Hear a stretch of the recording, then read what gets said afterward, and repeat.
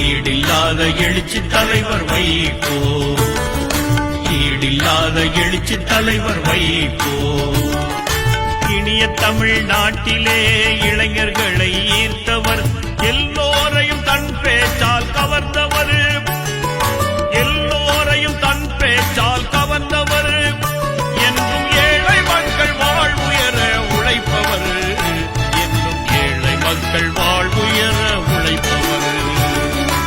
ஈடில்லாத எழுச்சி தலைவர் வைகோ.